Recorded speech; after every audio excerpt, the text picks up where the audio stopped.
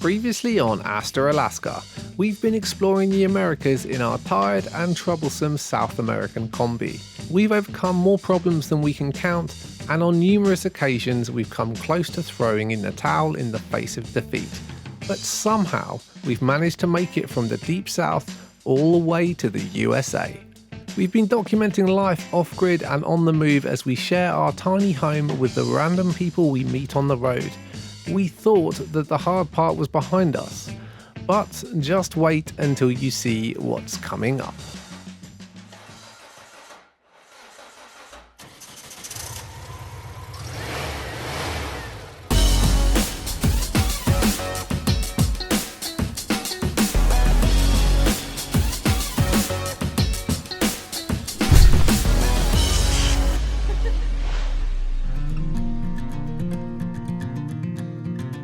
The Pan American Highway is the longest road in the world, and boy did it feel like it by the time we were approaching Alaska. The journey had taken years. The problems have been plentiful, the challenges immense.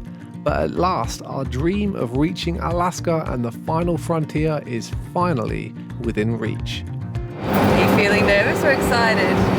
Excited. I've been waiting long enough to get here. This is it. Just moments away. Now there's only 1,000 miles between us and the Arctic and the official end of the road. What could possibly stop us now? For the longest time I didn't believe that I would actually reach Alaska, so you can imagine after 3.5 years of driving how it felt to round the last bend and to see this sign. Alaska! It's Alaska! Welcome to Alaska! Finally! We did it.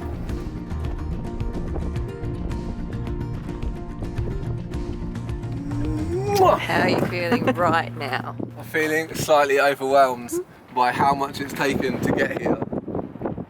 Like, all that's going through my mind is all the trouble, all the breakdowns, all the heartbreak, all the blood, sweat and tears to get to this place, Alaska. Honestly, it's hard to explain how I feel, but I did it. It might have taken me 3.5 years, but I did it. I got this bus to this place. I drove from Chile to Alaska. We did it!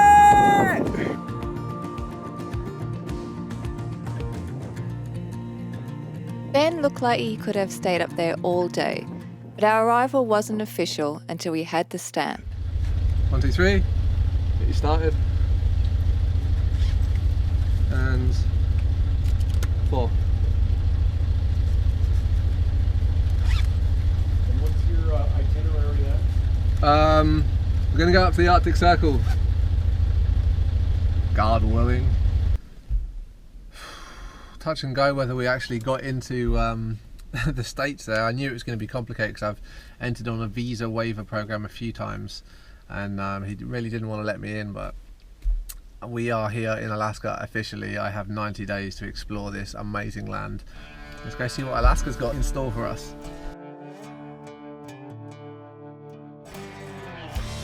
We weren't in Southeast Alaska long before we found ourselves on the windy Alaska Marine Highway and bound for the tiny rural town of Haines.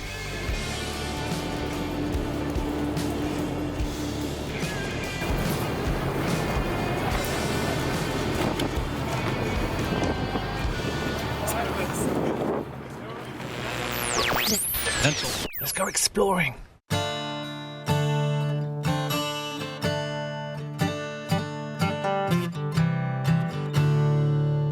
Upon arriving, we discovered that Haines was in the midst of a salmon run, and the Chilkoot River was buzzing with activity. Down by the river I fall, and I'm trying to catch my breath. Down by the river I fall, and I'm trying to catch my breath.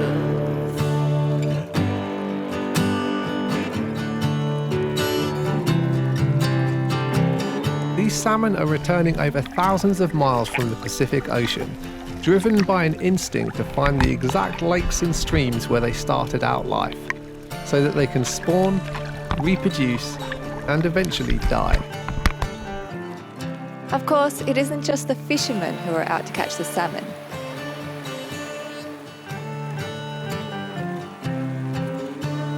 Down by the river I fall, and I'm trying to catch my breath. Down by the river I fall, and I'm trying to catch my breath. Yes, I'm trying to catch my breath. Everybody's asking me, and I don't know what to say. Everybody's wondering, how should I get on with this?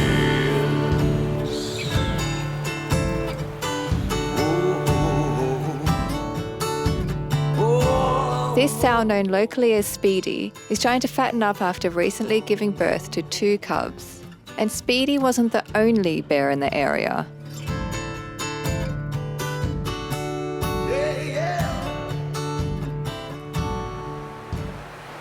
Yeah, he almost got shot at on the golf course a few years ago because he was coming out of the bushes and like bothering people. He thought he was having fun, and someone threatened to go get a gun and shoot him.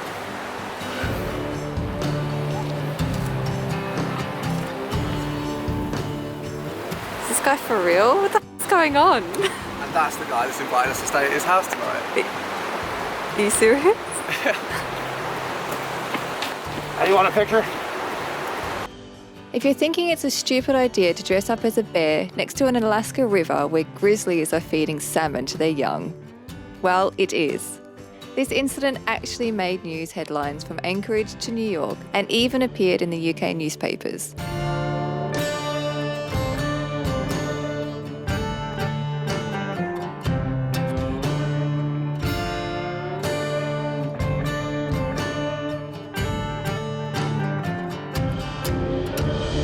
Alright, thanks anyway. It wasn't happy. Why do you want to stay with the bear then?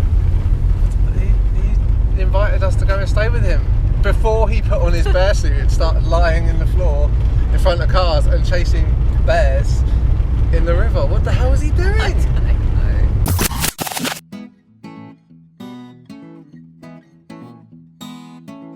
We were very happy to say that we didn't have to stay with the crazy bear guy, because just at that moment we met Chad and his family, who'd been watching our videos, and they invited us to stay at their nearby beach house. This gave us a great opportunity to learn a little more about the Clark family and life in rural Alaska.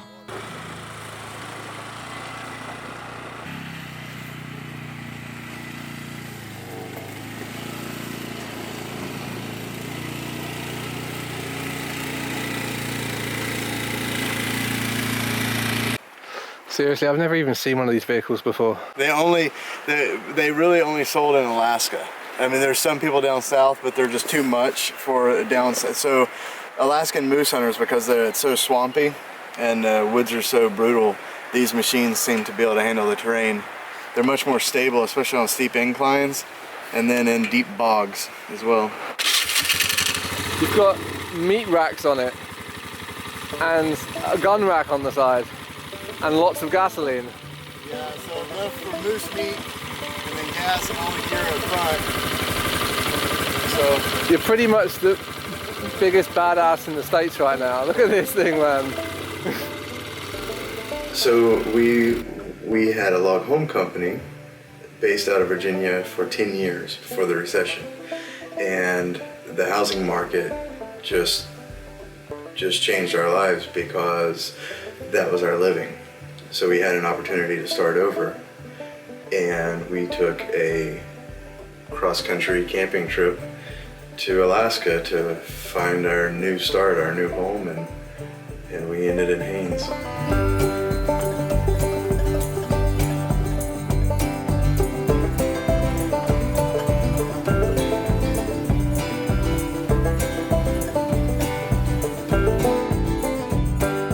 I believe that life that society has it a bit skewed, and that life's much simpler when you provide for your family and clothes wear out when they wear out, and not because fashion says so. And as a family, we prefer to eat what we catch and harvest versus what we purchase. There's a feeling when the warm weather starts and the sunlight starts to shine that you know that summer doesn't last long. In Alaska, you have winter and you have a very brief summer. So when summer hits, there's this feeling of pressure just to get out and harvest all that you can and prepare yourself for the rest of the year. Small halibut, but it's a halibut. On the last hook. Alaska is a prime example of how each season provides you for the next. So summer being the largest, greatest season to harvest, we spend our time harvesting salmon, harvesting halibut, and crab, shrimp. That translates into the full freezers for the rest of the year. Holy shit.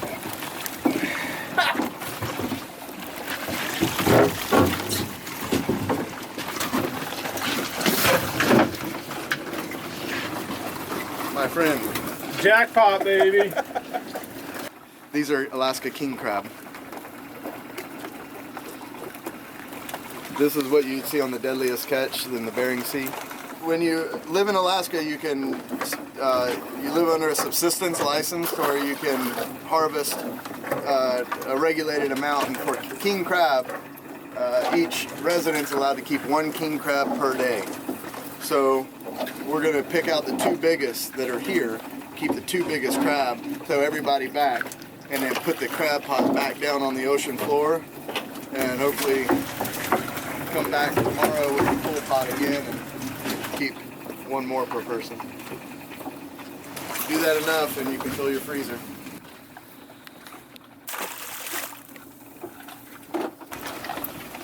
Too small.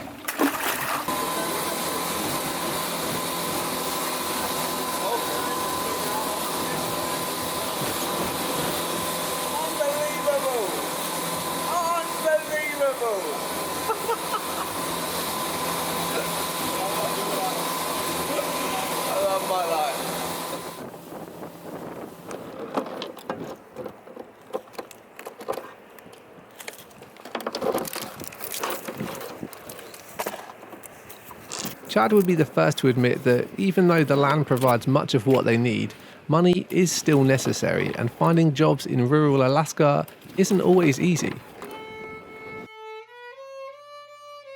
Being the resourceful sort of fella that he is, Chad restores vintage violins and sells them around the world to help sustain his family's life in the north. That's all part of it. Of course, not all food can be sourced from the Alaska wilderness, but obtaining fresh produce this far north, like with all things in Alaska, takes a bit of organisation. The barge comes in to town once a week, and that brings our restaurant and grocery store supplies. And so all the locals know that by the time the barge is offloaded, that's when the fresh produce is in the store, is on Wednesday. That's a good day to go shopping.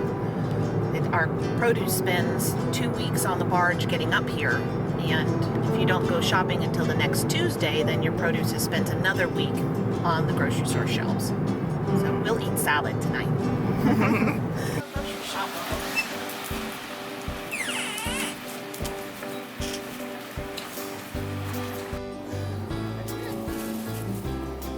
Oh wow, grapes are on a great price. Deals can still be had in the Haines grocery store, but as you can imagine, the produce doesn't last as long, and generally the prices are much higher than elsewhere in the US.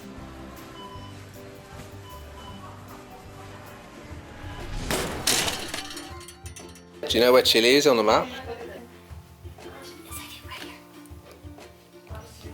So, if Chile's there, where's Alaska? Right here. So, We're right up in there. so Can you see how far we drove to get here? Oh my gosh. Seems like a long way when you look at it like that. Yeah. Yeah. It was fascinating to see how bright and creative these two girls are, how they're flourishing in this harsh environment, and how they handle the long Alaskan winter. When the sun comes out, you have to get out, take that opportunity and get out and go, be outside. And that the sun. Yeah, the sun normally is out for maybe an hour. And yeah, maybe 2. So you kind of gotta stop everything and go out. But whenever the sun isn't out, and normally it's just really dark the rest of the time, we do crafts. And Payson likes to quilt, and I like to do different beechwood art and crafts. And we help Daddy stack firewood, and we collect a lot of berries in the summer. We help Mom make jam and cook, yes. I do like to shoot squirrels just around the house and stuff. Ooh, what do you do with the squirrels when you shoot them? Well, they're too small to keep the fur, and the fur's not worth anything. But the meat, there's a little bit of meat, but it's still really good. So, yeah, you skin it and then fry it. Yeah, fry it. Not everybody agrees with hunting or firearms, but in this part of the world, guns are a necessary part of life. Yeah, she's all hackled up. Let me see if she's on to something. There's the bear. See it? Okay. Yes. Oh no, it's walking that way. There's a bear! There's a bear! Cut the interview short! It is a pump action, so at any time, the chamber's empty, so if it fall over or something like that, then the gun's not going to go off. But at any time that you pump it, and then, then it brings one into the chamber. And so we keep the chamber empty, but keep the shotgun shells. So the first 3 are birdshot for either just scaring the bear off or shooting it in the butt and giving it just a spanking. The last 3 are deadly shots. So should you need them. Like how? For a bear from here to, the bottom of the stairs or something like that with their thick hide and their thick fur, it'll sting and it'll burn and it'll teach them a lesson. It may save their life, to tell you the truth. Yeah. Wow.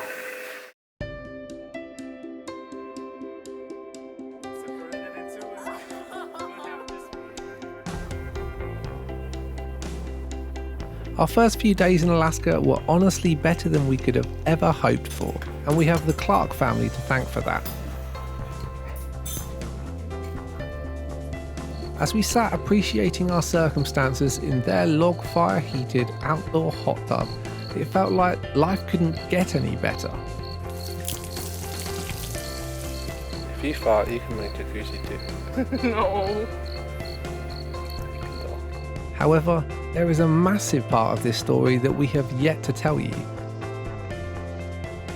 The story of how our Alaskan dream turned into a nightmare. But for that, you'll have to wait until next time.